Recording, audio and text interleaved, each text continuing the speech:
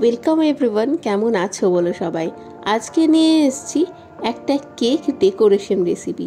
কিভাবে একটা কেককে তোমরা কাস্টমাইজ করতে পারবে। আমি প্রথমে যে ছবিটা দেখিয়েছি সেরকমই কেকটা বানিয়ে দেখেছি।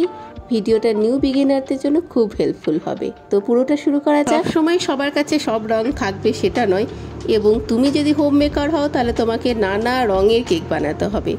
তো সেটা তোমাকে শিখে নিতে হবে কোন কোন কালার মিক্স করে সেই কালারটা আনবে।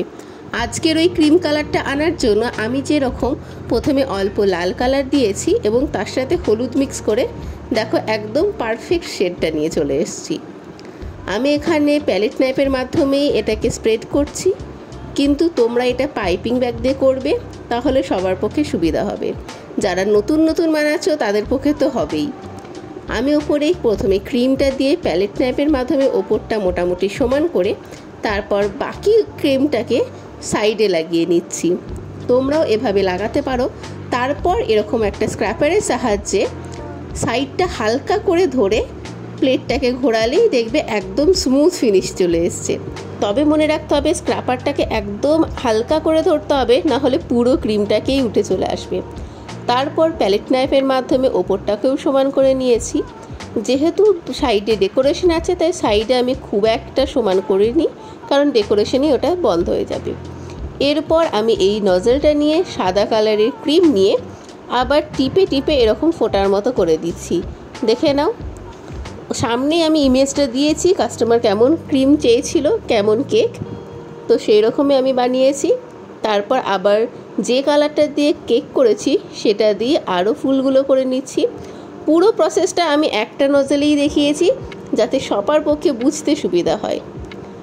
পুরোটা স্ট্রোকগুলো ভালোভাবে লক্ষ্য করবে এবং শেষে দেখবে একদম সেম হয়েছে কিনা। সবটা করার পর সেখানে আমি আরও একটু লাল কালার মিশিয়ে লাল কালার দিয়ে দিয়েছি। আর একটা তোমাদের টিপস বলে রাখি, তোমরা যখনই নতুন নতুন কেক বানাবে তোমরা একটা স্প্রে কিনে রাখবে।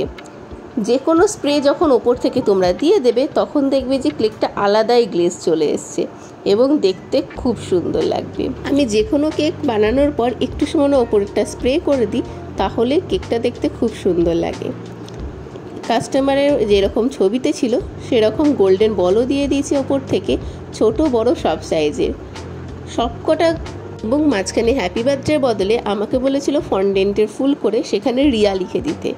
তো আমি ফন্ডেন্টের ফুল করে সেটা রিয়া লিখে কোন দিকটা ভালোভাবে বসানো যাবে দেখে আমি বসিয়ে দিয়েছি।